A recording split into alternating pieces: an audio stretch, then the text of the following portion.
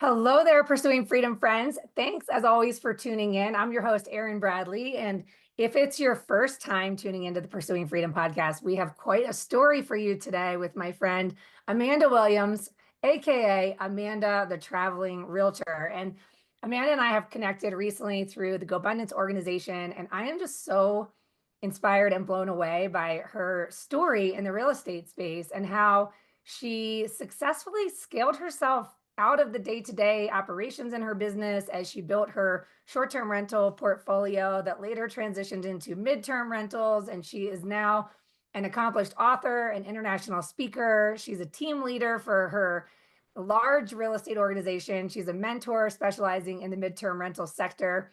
And as the co-founder of Carolina Furnished Rentals in Raleigh, North Carolina, she's expanded the company's portfolio to over 25 fully furnished properties, catering to clients that are seeking flexible housing solutions. She's been featured in Success magazine, highlighting her innovative approach to real estate investment. And she's also a top 1% influencer with eXp Realty, leading several hundred agents. So, as you can imagine, I was very excited to get her on the show. And we were talking before we started recording about what we could convey today. And I was trying to explain to her that, the community of Pursuing Freedom is all about lifestyle design. And as Amanda is recording this interview from Mexico, she's literally the living example of what lifestyle design looks like, working location independent, traveling the world, and just living her best life and being an example to everybody else what's possible. So many different directions we can take this conversation, but let's just start from the beginning a little bit. Amanda, if you could just share your backstory, how did you fall into the real estate space? How did you get interested in the investment space? And how's that led to the coaching and mentoring that you're doing today? Oh, thanks, Erin. And yeah, thanks for having me on today. I was excited to talk to you too. You're always so full of knowledge. So how did I get into the real estate space? I was working for some serial entrepreneurs out in California when I was young. I was like 21 years old. I had just moved there. And we were founding a company there, and the company did really well. And so we all wanted to get into real estate. So we all signed up for this like 2-year real estate education program called Riche. It doesn't even exist anymore. And so we all went to Riche University for 2 years and we all got into real estate investing. And so that was just kind of my start. I was 21, 22 years old when I was doing this. And by the time I ended up leaving California, I'll fast forward through all the things that happened there. But by the time I left California, I had enough to go back to North Carolina, which is where I'm originally from. And I started flipping houses myself and using all my own money to begin with until I ran out of money. And so I started out flipping houses and then buying a bunch of rental properties on creative financing. I did wholesaling, I did subject to.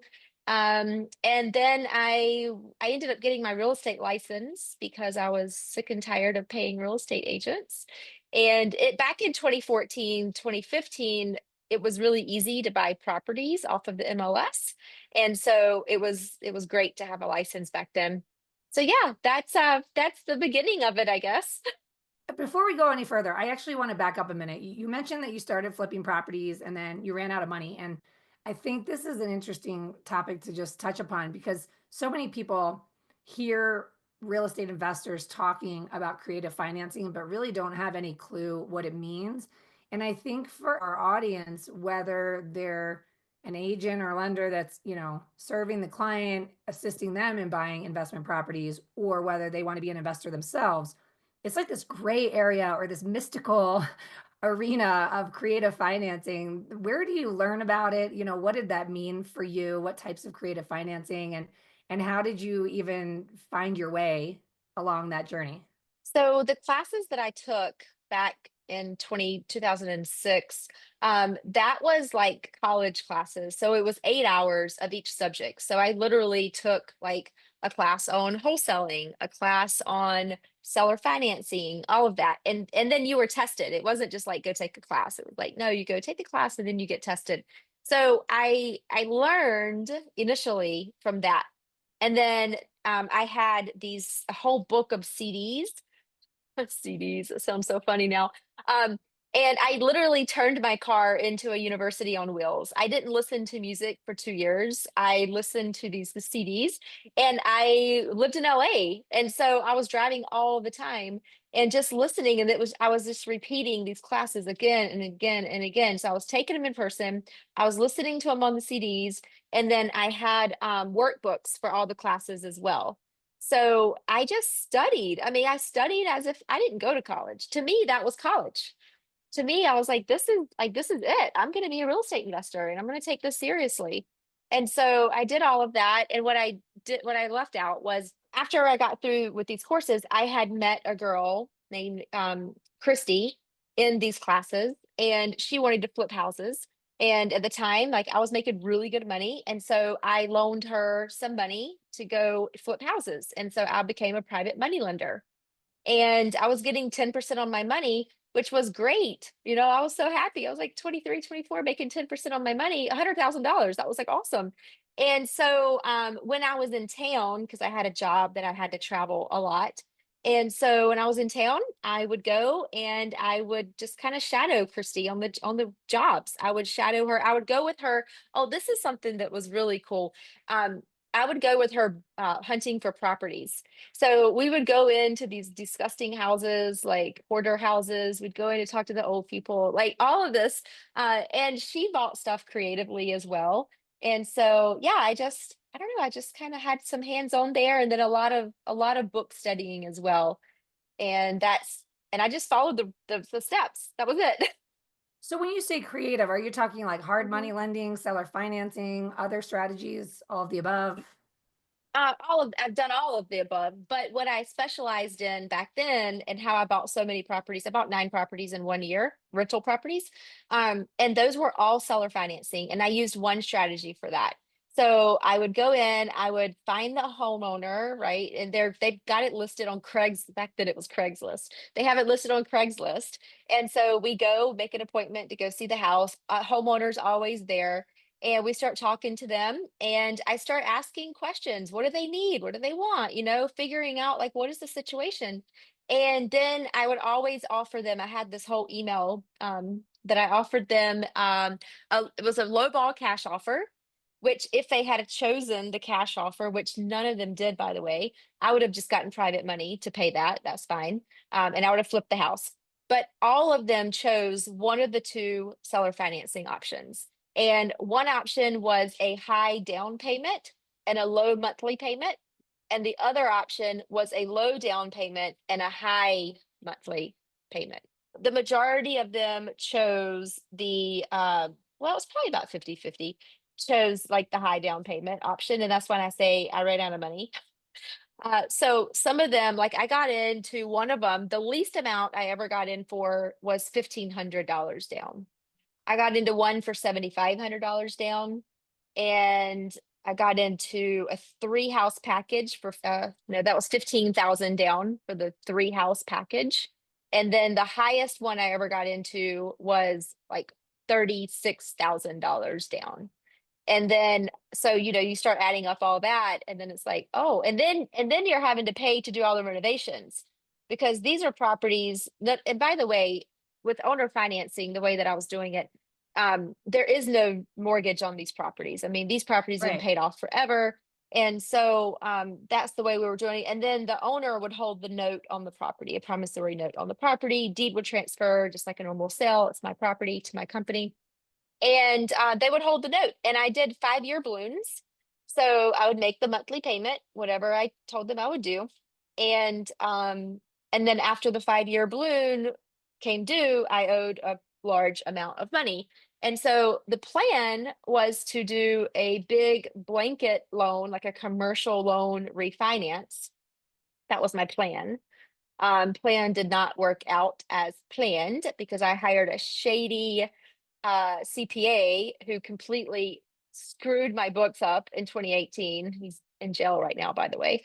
And so I was not able to do the refi. And if I had been able to do the refi, like, oh my gosh, I don't even want to think about it. I had to sell, I sold 10 properties in between 2018 and 2019. And then I sold the last one in 2020. Wow. That is Yeah. wild.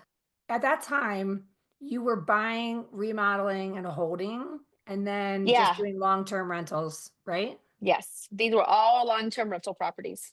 And then you started to transition into the short-term rental game, right?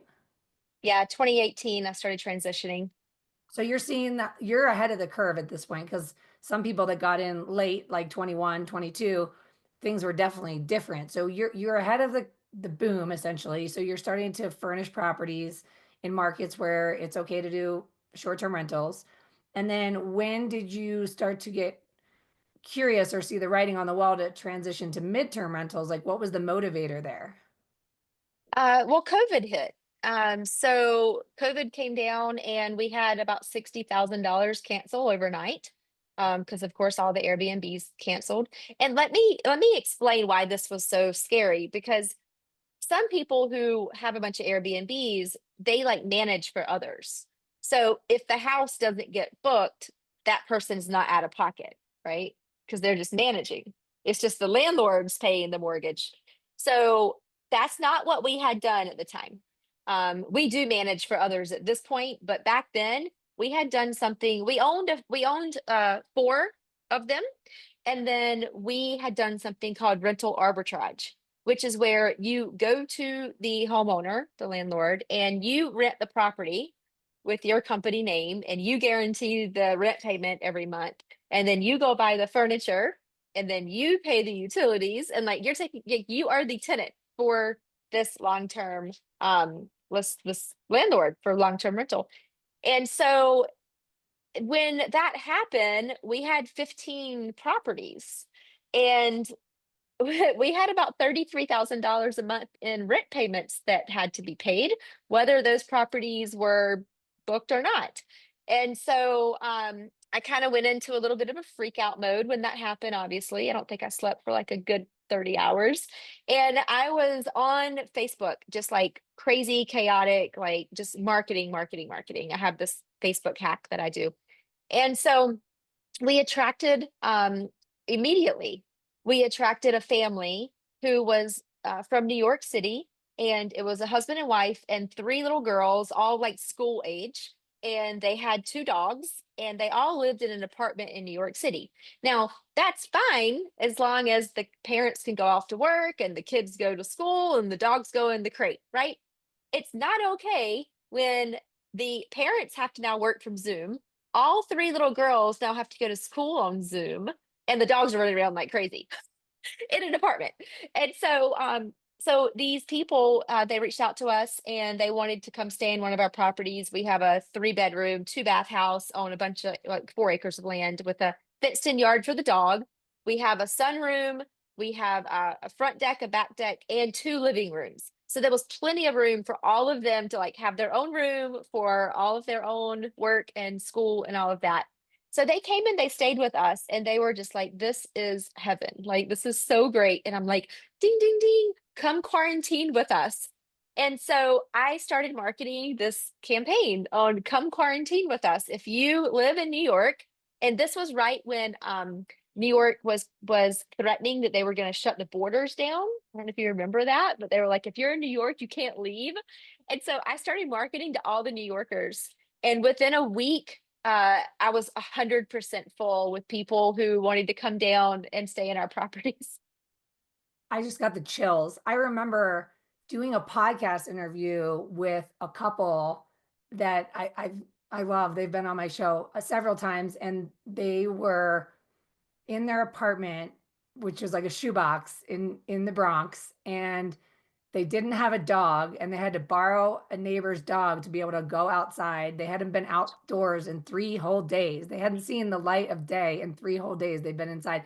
And I'm thinking to myself, yeah, there was a market for that. And then I just got the chills that you sold out that quickly. That is so, thank God, so innovative and so genius because I can't even imagine the albatross that must have felt like temporarily. So, okay, so this happens and then what? Like that's 2020. So now you've Mhm. solved the problem. And then how quickly did that become like, oh, there's a market here for me to teach this to others? So I had already started teaching. I have an online course teaching people how to use the rental arbitrage method, which is how I built my business. So using other people's properties. I already have an online course for that. So I literally was singing Airbnb's praises from the rooftop. Okay. I have a course on how to set up your Airbnb, how to do all of this, how to build an entire business with Airbnb. So keep that in mind. So that happened in 2020, and we're like, all right, we need to build a website because now like these people are coming in, we don't really have anything, like we're doing our own leases, and like we're freaking bootstrapping, like just kind of throwing it all together. So we built our own website. We didn't. We hired someone to build our website. And then and then we ended up going to Mexico. We went down to Cabo on a vacation, and we never left because it was so much better than the United States.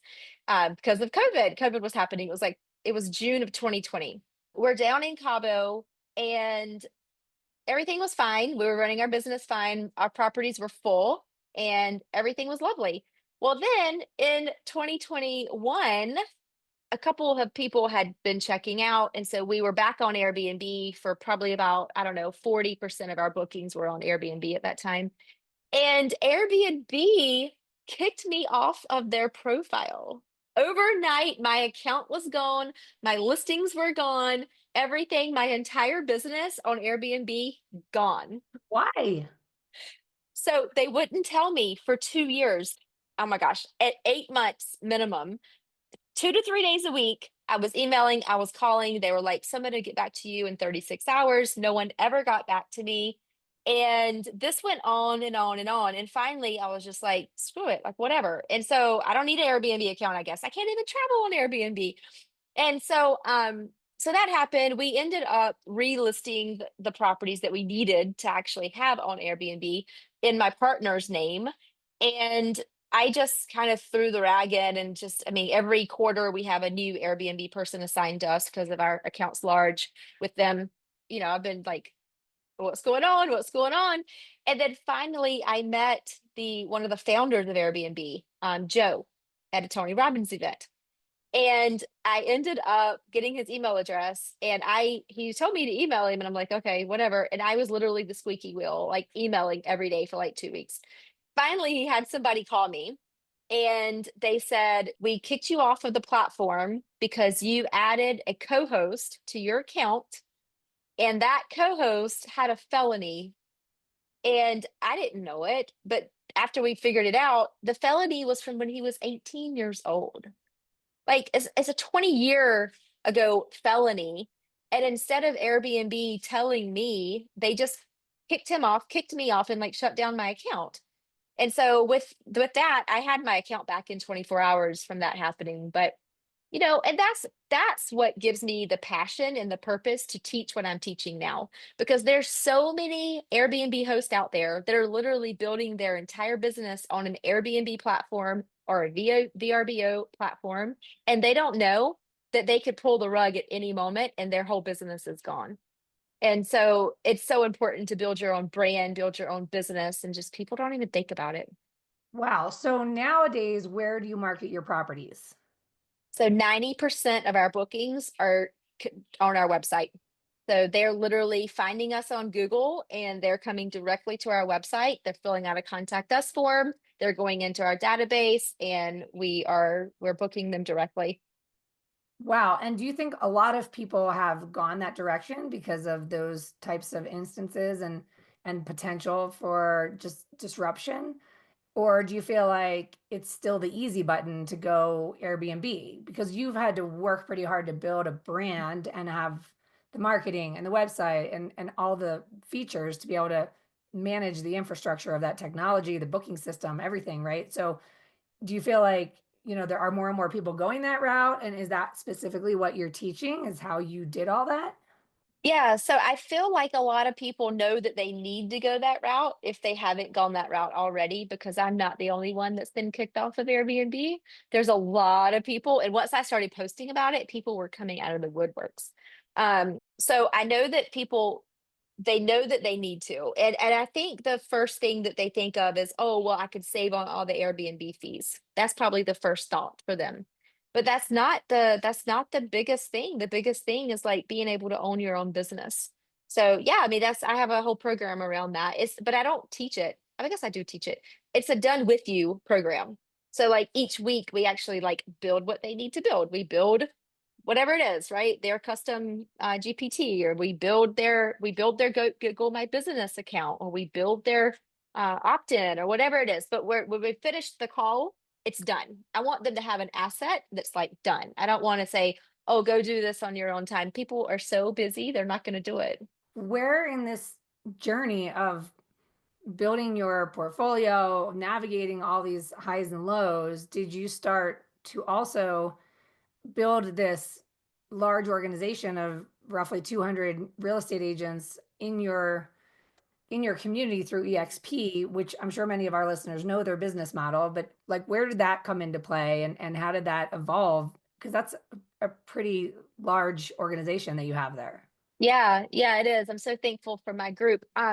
So I joined EXP in 2017, and like middle of 2017. I had my own firm before that. And so I was at the time running the it's called a WIRE group. It's a Women's Real Estate Investment Association. And so I ran that group for North Carolina.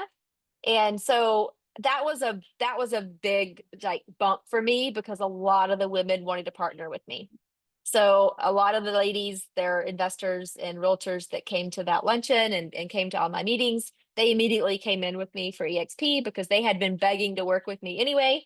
And I was like, we're all investing. Like, I do not want to be responsible for you doing like crazy creative financing deals and for my own brokerage. I just didn't want that. And so once I went to EXP, I was like, oh, okay, so that means that all of these agents and investors can now join my organization. We can work together, but I'm not liable.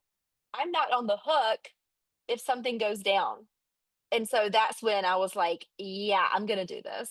And it just blew up from there, with the investor community. And then, of course, they knew agents that they had been working with for years as well. And so it just like, it kind of spider webbed out. And then it ended up taking me out to California. I spent 6 months in California in 2019. And I had a big agent out there. He was like a big trainer. And so he wanted me to come in and do, luncheons every week. And we did that. We built up like 60 agents in LA, and it was fun. And so, yeah, I mean, that's just kind of how it's been going. And so I've had this group for years, and it's kind of staying the same, honestly. The real estate right now, there's so many agents leaving the business that I feel like it's kind of the same. Like I've been right around that 200 mark, and it's just like, okay, people leave and then people come and people leave. But it's been great. It's literally it's given me the freedom to take extended breaks for my mental health over the last 5 years. Well, talk to us about the strategy that you were sharing with me earlier around how you market the properties that you own in North Carolina to relocation and said a lot of people are moving there from California. And then that also gives you an opportunity to be referring out a ton of deals there in Raleigh. Like, how did that come to be? Because that's super interesting. It's so many different strategies. And I mean, what I'm hearing as a common thread going through your journey is the willingness to be curious, to learn, to innovate, and to pivot when things go a different way. And like, that's not easy for everybody. There's a lot of people listening right now that might be stuck in a valley that they don't know how to get out of because they all they see is darkness. And it's like, well, there's always light somewhere, but it requires the willingness to do those things, to innovate, to pivot, to find the opportunities, not just to wait for the opportunities to come around. So yeah, talk to us about how that strategy developed because it's also really interesting. Yeah, I'm the queen of pivoting. Well, when we got really into the midterm rentals, so I got kicked off of Airbnb in 2021. That's when we went 100% all in. We were like, we got to make this work. And that's when we started marketing a lot. Oh, that first client bought a house with us. Oh, The New wow. Yorkers, they ended up moving to North Carolina. They stayed in one of our properties for a little over a year, and then they ended up moving to North Carolina. So that's kind of what gave me that idea to start marketing to people who were actually like relocating to North Carolina, not just come quarantine with us. And so we started marketing that and building our brand around that. And then we had a new website built. I'm on my third website, by the way. For those of you listening, like make sure when you're working on something like a nice website, make sure you just hire the right person to begin with, because you're going to spend a lot of money if you keep hiring cheap people. Speaking from experience. So, anyways, that gave us the idea to start really focusing on people who were moving to North Carolina. North Carolina at the time was they had 62 people a day moving to Raleigh. And so the business model is I market to a couple of states, which are my feeder states. And those are states that people are leaving, like California, for instance. And so they're coming to North Carolina, and then they can stay in our places. We have a Live Like a Local program, which is where they can actually stay in a couple of different places to get a true feel for where they want to live. Like if they're moving to a city in North Carolina, into Raleigh, let's just say Raleigh. All right, they're coming to Raleigh. They don't know whether they need to be in Cary, which is like a really nice area with, greenways and parks, and just the roads are all beautifully maintained, and there's Whole Foods and there's Trader Joe's, right? That's Cary. Or they could be over in Clayton, which is the same 30 minutes from Raleigh, but it's Clayton. Clayton, you're going to get like Food Lion and maybe Lowe's Food if you're lucky. And there's really, yeah, you may have chickens next door. Okay, it's not the same type of area. Both of them are great. Both of them are very, very different. But what we were finding is that people were coming in for a weekend trip or a week trip. They were staying in a hotel. They were meeting up with a real estate agent for a couple of days. They were going to see the properties based on what they told that agent. I need a 3 bedroom with a 2 car garage on a half-acre land. And the agent, they don't really, they can't steer. They can't tell them which neighborhoods are good, right? So that's a huge problem. And so I started talking to people who had moved there from California, and they're like, oh my God, we ended up in this neighborhood, we ended up in this area. Like, I don't even like this area. We always go over to this other area 20 minutes down the street because we hate our area. And so that was a problem. And I wanted to solve that problem. And so that's why we came up with like, don't just come buy a house over a weekend stay. Just stay in a furnished rental for a month or two or however long you want. Get a true feel for that area. Shop at the grocery stores. Go to the restaurants nearby. And if you don't like it, guess what? We have 25 other rentals. Go stay in one of those and see how you like those neighborhoods. And then once you figure out what neighborhood you want to be in, what area you want to be in, then we're going to pair you with one of our real estate agents to help you find your perfect home. And you're going to be happy in that perfect home. How do you Yeah. market it? How do you get found for, targeting these feeder states? So I do a lot of social media, honestly. I do. So I market to other real estate agents, mostly on LinkedIn. I do a lot of LinkedIn stuff. And then also I do a lot of stuff in like Facebook groups as well. Awesome. So yeah. So genius. I mean, I just loved earlier how you said that was a problem and I wanted to solve it. It's just you make it sound so simple, but I think so many people get caught up in, like I said earlier, just like being mired in the problems that the circumstances we can't control. And we're always going to be dealt circumstances. But if you're a problem solver, you can always find solutions, which is a decision. I mean, it takes a willingness to not get so hung up on things you can't control and instead look in a different direction where one door is closing and 10 more are opening. And you've just embodied that with everything you do. So what does the future hold for you? And how can folks get a hold of you to learn more? I know you host retreats. I think you've got some courses. Tell us a little bit more about the education you have out there for people that want to learn. Yeah, so I mean, if you're getting into short-term rentals, I do have that online course. But I think if you're someone who's like, I want to market, I want to use this for my real estate business, and I want to market to people to attract leads for relocation, running a midterm rental business is a no-brainer. And so even if you just have a couple of properties, even if you have some long-term, you want to turn them into a midterm, I help you do that and build kind of a brand around that and market yourself correctly. And yeah, if you're a burnt out short-term rental host or Airbnb host, and you just need to like reconnect with yourself and others that get it, then I do host retreats for those burnt out Airbnb hosts.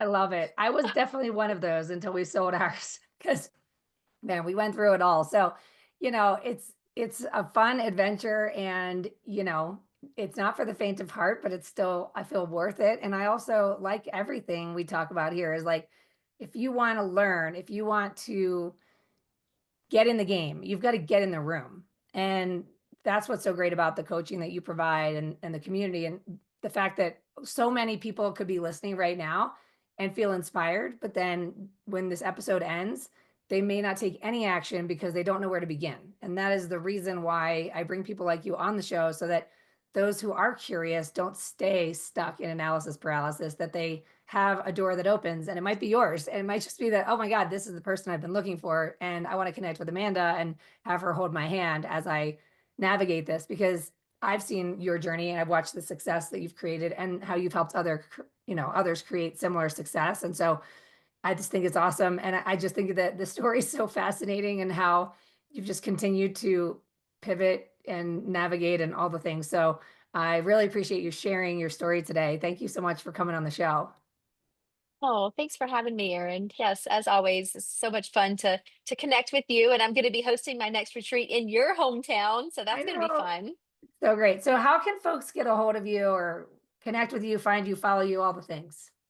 Yeah, so I'm easy to find, Amanda the Traveling Realtor. I think the best thing is just go to my Instagram account, and if you click on my bio, then my link tree is there, and I have so many free things on there. Like if you're interested in AI, I have free stuff on there. I have free courses. I do all kinds of cool stuff. So just go there. Even if you want to buy in on a condo that's going to travel around the world for 3.5 years, I have that on there too. I actually just bought one.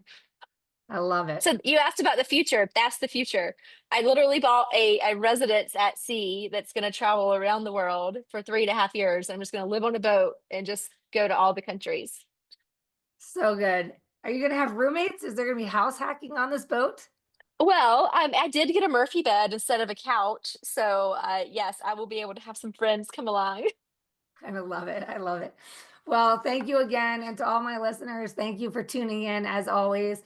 If you enjoyed this content, make sure you send Amanda a message, connect with her on Instagram. We're out here putting this content out in the world and we want to know if it's having an impact on you. So if you're learning something, if you're inspired, please connect with us. You can reach out to me on Instagram at Pursuing Freedom Official.